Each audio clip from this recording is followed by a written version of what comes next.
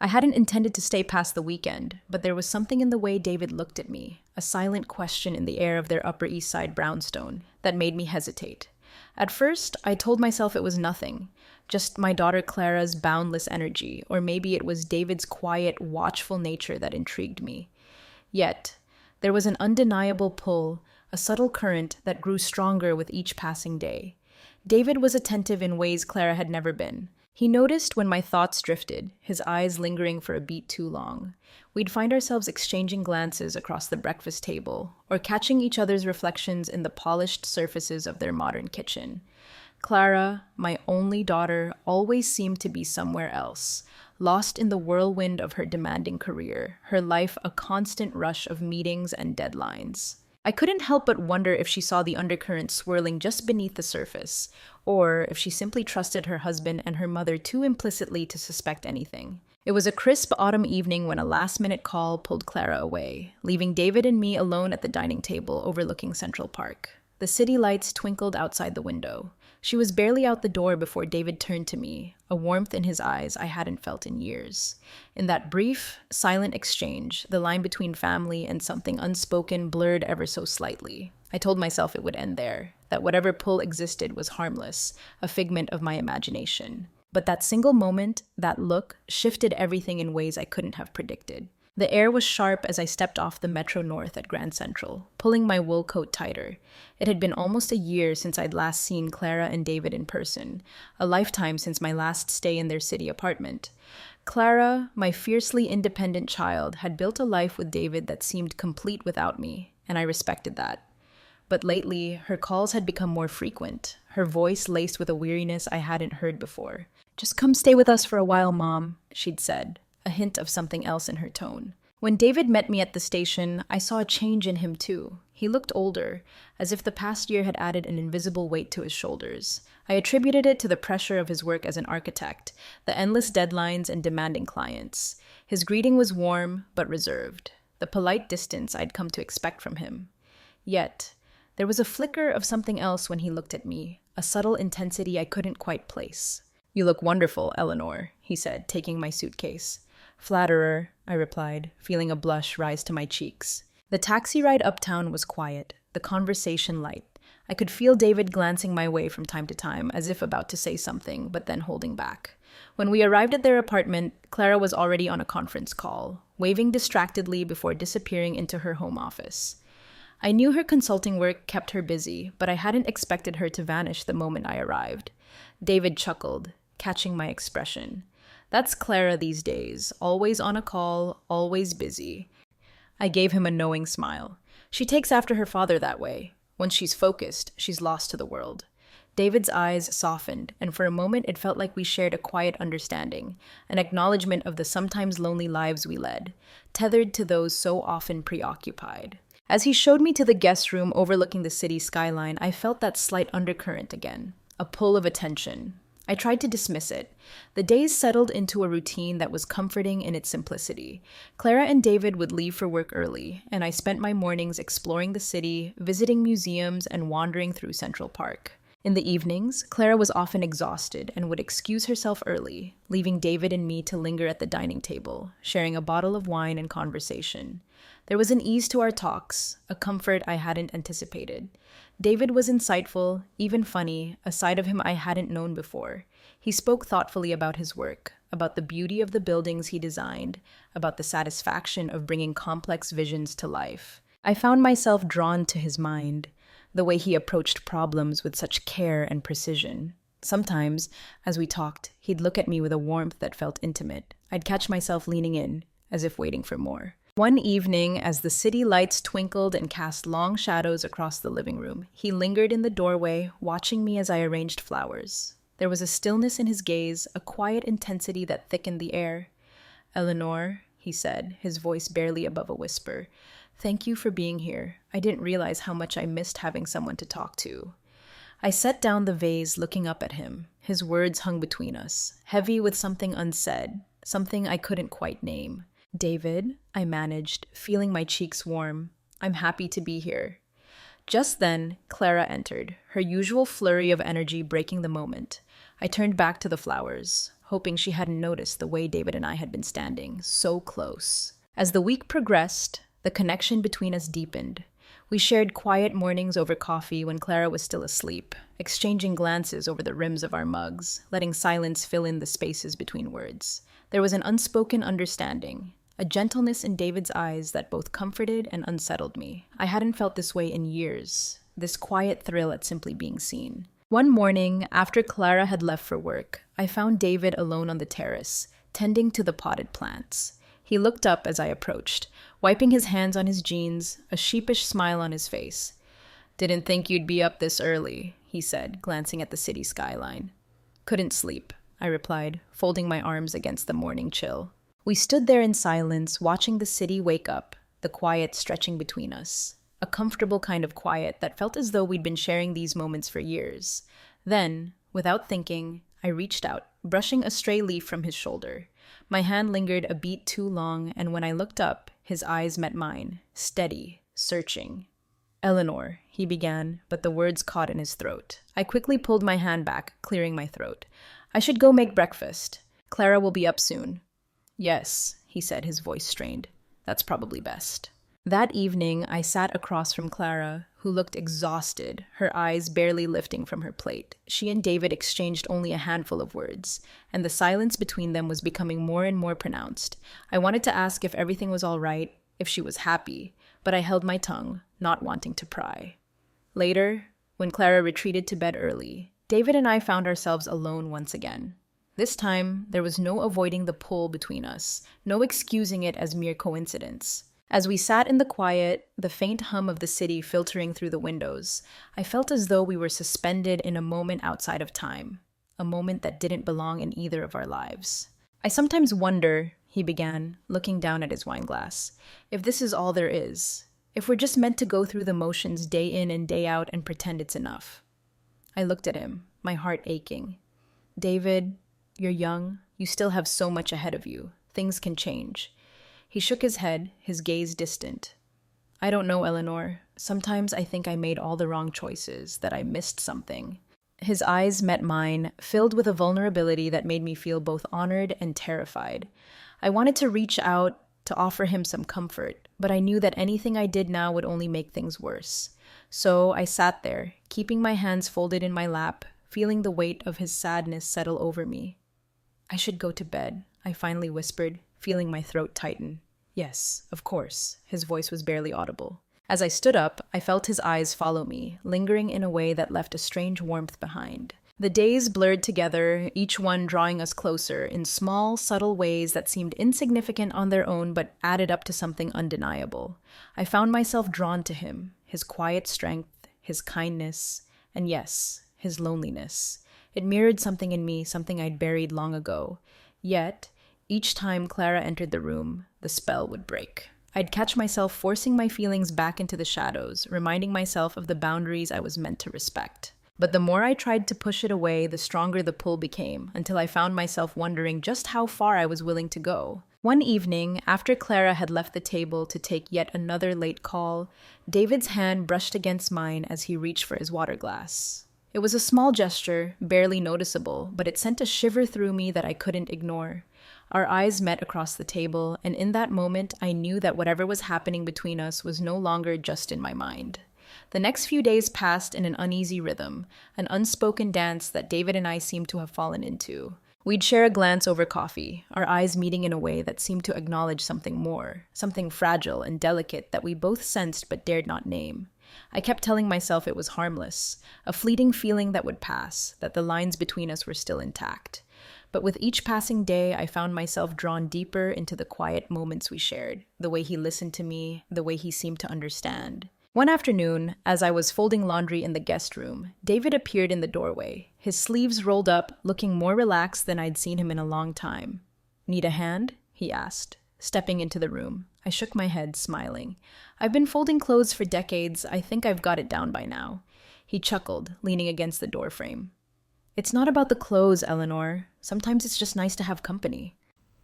There was something in his voice that made my hands falter, the fabric slipping through my fingers as I looked up at him. His expression was calm, but his eyes held that same quiet intensity that had been haunting me since I arrived. David, I began, but the words trailed off, lost in the weight of the moment. He took a step closer, his gaze never leaving mine. Eleanor, I don't know if this is wrong or if I'm just lonely, but I know I look forward to every moment I get to spend with you. You make this place feel different. A part of me wanted to pull away, to laugh it off and pretend he hadn't said anything at all. But the truth was, I felt it too.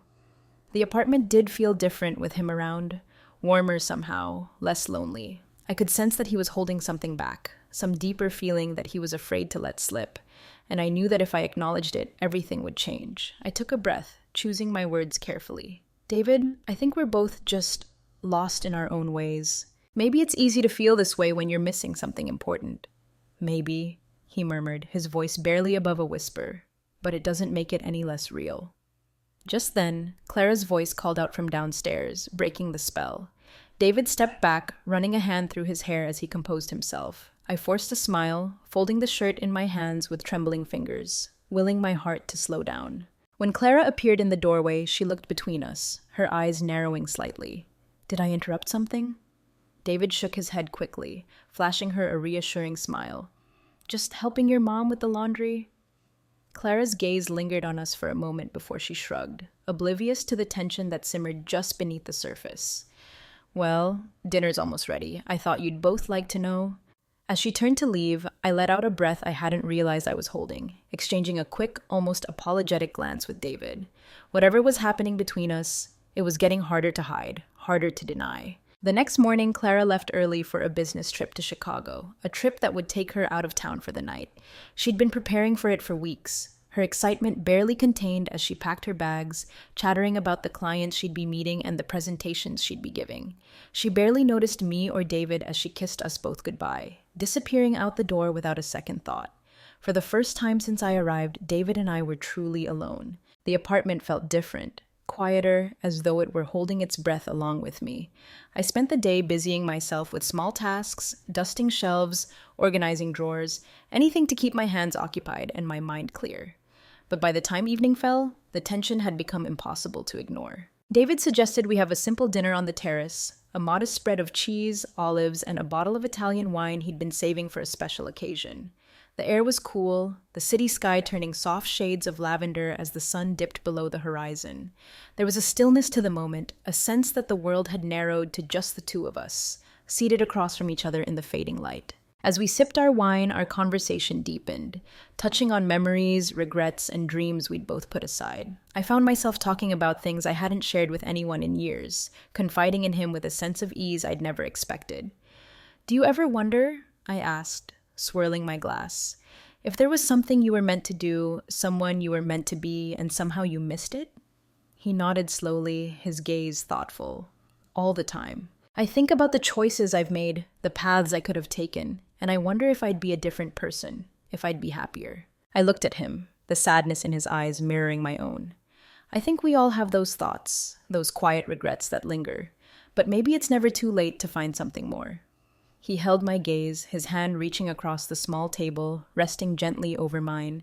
The warmth of his touch sent a shiver up my spine, the quiet comfort of his presence filling the hollow places inside me that I hadn't realized were empty. "Eleanor?" he murmured, his voice soft and steady. "I don't know what this is, but I know that it feels real, more real than anything I've felt in a long time." My breath hitched, the weight of his words settling over me like a heavy blanket. I knew that what he was saying, what he was feeling was something we couldn't act on, something that would shatter the lives we'd built if we let it. But in that moment, with the world falling away around us, it was hard to care about anything other than the man sitting across from me. As the night grew darker, we found ourselves sitting closer, the space between us shrinking with each passing second. I could feel his breath warm against my cheek, his hand lingering on mine, and I knew that if I leaned forward just a little, just an inch or two, everything would change. But before either of us could cross that invisible line, the sound of a taxi pulling up to the building broke the spell. We both jerked back, our hands slipping apart as we quickly stood, our faces flushed with the intensity of the moment. "Eleanor, he began, but the words fell away as the apartment door opened, and Clara walked in, her expression tired but content. "Surprise!" she called, laughing as she dropped her bags by the door. The Chicago trip was canceled last minute. Can you believe it? David and I exchanged a quick, guilty glance, our unspoken moment slipping away as we turned to greet her, our smiles forced and brittle. She didn't seem to notice, caught up in the excitement of her unexpected return, oblivious to the tension that had filled the apartment in her absence. As she began recounting her day, I excused myself, retreating to the sanctuary of the guest room where I could finally catch my breath. My heart was racing, my thoughts a jungle of emotions I couldn't begin to untangle. I knew that whatever had happened between David and me that night had crossed a line, had shifted something irrevocably between us, and yet I couldn't bring myself to regret it. That night, sleep eluded me. I lay awake, my mind replaying the evening over and over, the warmth of his hand, the intensity of his gaze, the quiet yearning that seemed to pass between us in every glance. I knew I should feel ashamed, that I should try to put distance between us for Clara's sake, but the thought of losing that connection, of going back to a life without that feeling, was almost unbearable. The next morning, I rose, hoping to avoid both David and Clara as I tried to collect my thoughts. But as I stepped into the kitchen, I found him there, his back to me as he prepared coffee. He turned when he heard me enter, his expression soft, his eyes filled with an unspoken question. "Eleanor," he began, his voice barely above a whisper, "I don't know what happened last night, but I can't stop thinking about it." I swallowed, my heart racing. "Neither can I." Before either of us could say anything more, Clara's voice called out from her bedroom, the sound of her footsteps approaching. David's gaze lingered on mine for a brief, aching moment before he turned away, pouring coffee into 2 mugs as if nothing had happened. As Clara entered the kitchen, I forced a smile, trying to push the memory of the night before to the back of my mind. But I knew that whatever boundaries we'd tried to maintain had been broken, and there was no going back. The morning after Clara's return, the air in the apartment felt thick, almost suffocating. I found myself hyper-aware of every glance, every word exchanged in that brightly lit kitchen overlooking Central Park. David and I avoided each other's eyes, both of us acutely aware that Clara was watching us with a casualness that felt just a little too deliberate. As the days passed, I noticed Clara's gaze linger on David and me with a subtle suspicion, as though she were picking up on something out of place. I tried to tell myself I was just being paranoid, that she couldn't possibly suspect anything from our quiet glances and brief exchanges. But Clara was observant, a trait she'd honed in her demanding career. She could sense that something was wrong, even if she couldn't quite put her finger on it. One evening, as we sat down for dinner, Clara glanced between David and me, her expression thoughtful. She tapped her fingers on the table absently, an old habit she'd had since childhood, a telltale sign that her mind was working. Finally, she looked at me, her tone casual but with an unmistakable edge. "Mom, have you been enjoying your stay?" I nodded, forcing a smile. "Of course, it's been nice spending time with both of you." David kept his head down, focused on his food, but I could feel the tension radiating from him. "It's just, you seem different," she said, her gaze sharpening. "I can't quite put my finger on it."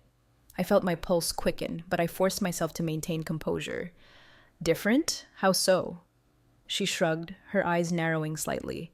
"I don't know, maybe it's nothing. Just, you seem quieter than usual and David's been distracted." David cleared his throat, glancing at Clara with a strange, tight smile. "I've had a lot on my mind. Work stuff, you know." Clara's gaze lingered on him, her expression skeptical. "Right. Work." The room fell into an uncomfortable silence, and I felt a cold sweat prickling at the back of my neck. Clara's tone was light, but there was an unmistakable hint of doubt in her voice, a suggestion that she wasn't entirely convinced. A few days later, Clara asked me to join her for lunch, a rare invitation given her relentless schedule. She chose a small cafe in Greenwich Village, a cozy, quiet place where we could talk without interruption. I could tell by the way she fidgeted with her coffee cup, the way her eyes darted around the room, that something was weighing on her mind. "Mom," she began, her voice uncharacteristically hesitant. "I wanted to ask you something, and I want you to be honest with me." I nodded, my heart pounding as I braced myself for whatever was coming. "Do you think David's happy?" she asked, her eyes searching mine. The question caught me off guard, and I struggled to keep my expression neutral. "What do you mean?" She sighed, her gaze dropping to her coffee cup. "Lately, he's been distant. I feel like he's here, but not really here, like his mind is somewhere else. I don't know if it's just work, or if it's something more." The vulnerability in her voice tugged at something deep within me, a pang of guilt that I couldn't ignore. I reached across the table, placing my hand over hers. Clara, sometimes people go through things that have nothing to do with the ones they love. Maybe he's just dealing with his own struggles, things he hasn't shared with you yet. She nodded, though her expression remained uncertain. I don't want to lose him, Mom. I don't know what I'd do if something happened to us. Her words struck me like a knife to the heart, and I felt a wave of shame wash over me. Here was my daughter confiding in me, trusting me with her fears about her marriage, and I was holding on to secrets that could tear her world apart. I knew then that whatever was happening between David and me had to stop. I couldn't let myself be the reason her marriage crumbled. That evening, I tried to keep my distance from David, avoiding the quiet moments that had become so tempting, so dangerous. I busied myself with tasks around the apartment, focusing on anything that would keep my mind occupied and my feelings in check. But despite my efforts, I found myself drawn to him, my resolve weakening every time he looked my way. Later, as I was putting away dishes in the kitchen, David appeared in the doorway. He watched me for a moment, his expression unreadable, before stepping closer.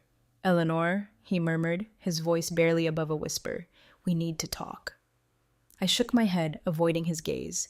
"David, please. Clara is already suspicious. We can't keep doing this." He reached for my hand, his touch warm and reassuring. "I know, but I can't pretend this isn't real. I can't just ignore what I feel." I closed my eyes, taking a deep breath. "David, we're crossing lines that can't be uncrossed. Clara doesn't deserve this." "I know," he replied, his voice filled with a quiet desperation. "But I can't go back to the way things were. I feel alive with you, Eleanor. I feel like I'm finally being seen." His words sent a shiver down my spine, but I forced myself to pull my hand away, the weight of guilt settling over me like a heavy blanket. "David, this has to end. We can't keep hurting Clara like this."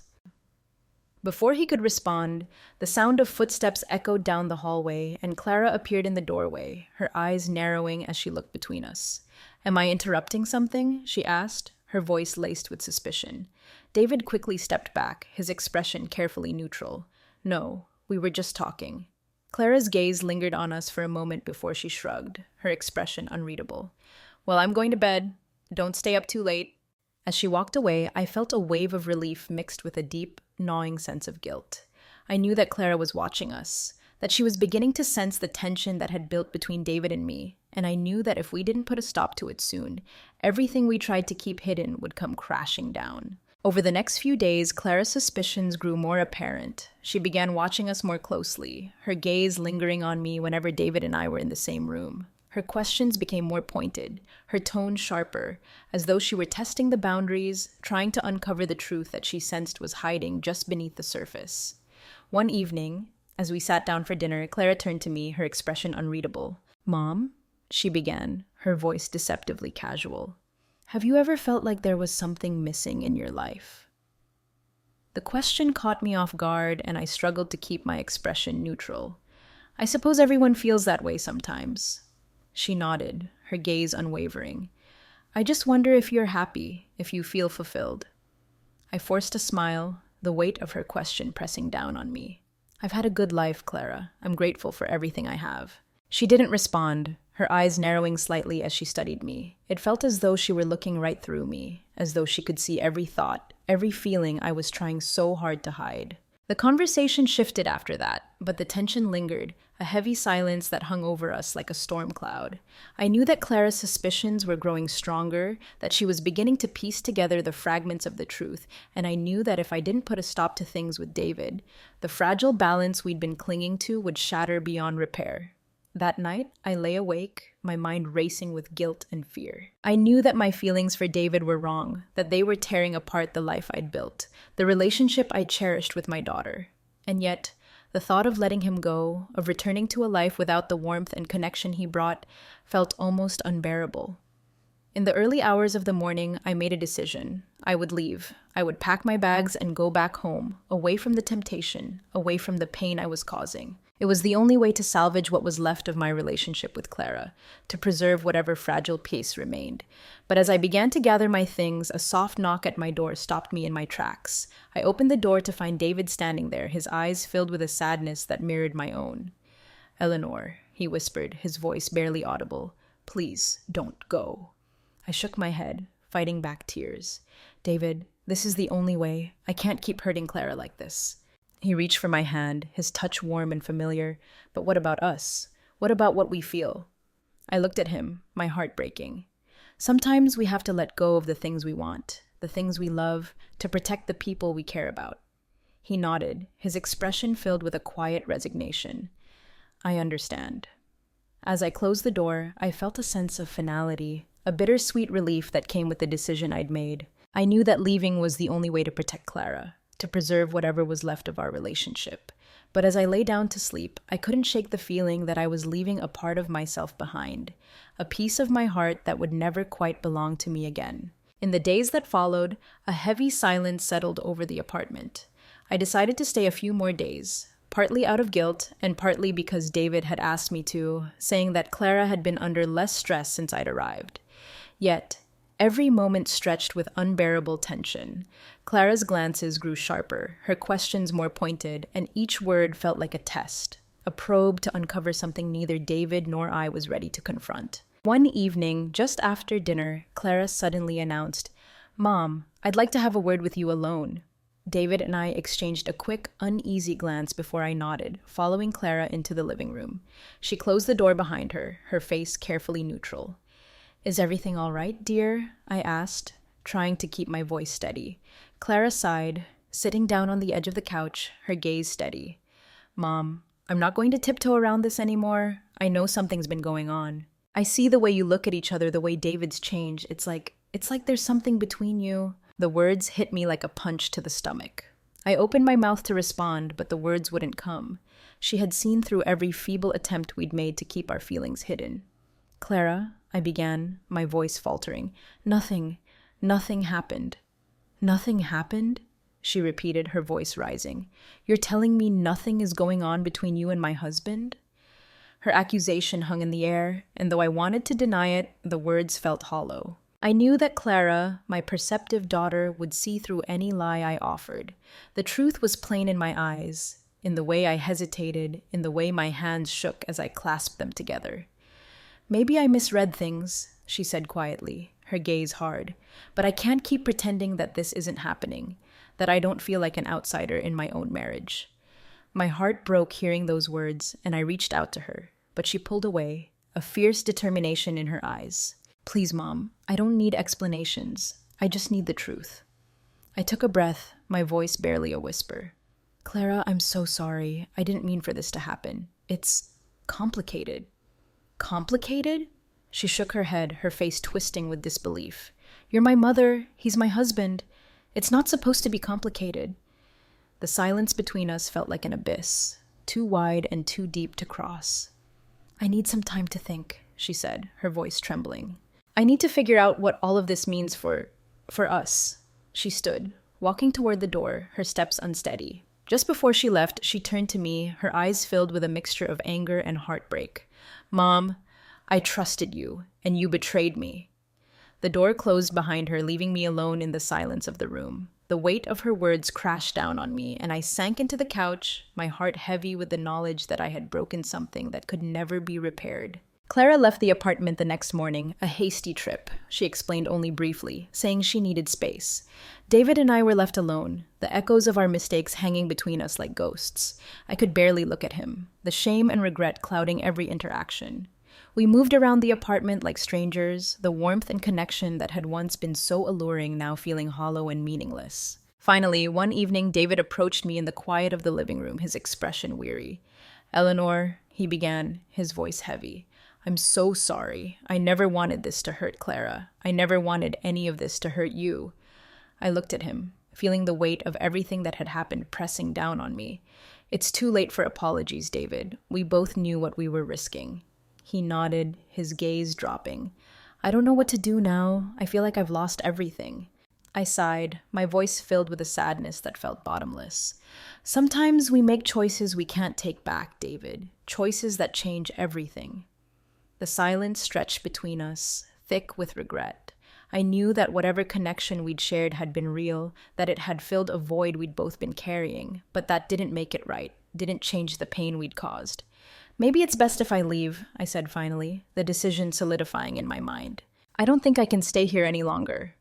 David didn't argue. He simply nodded, his gaze distant, as though he too had accepted the inevitable. I returned home, my heart heavy with the memories of the life I had shattered. Clara and I barely spoke in the weeks that followed, her silence a painful reminder of the bond I had broken. I tried reaching out to her, leaving messages and sending letters, but her responses were few and curt, her words carrying the weight of betrayal. Time passed slowly, each day blending into the next. I threw myself into my work, trying to fill the emptiness with projects and routines, but the ache of loss lingered, a constant reminder of what I had lost.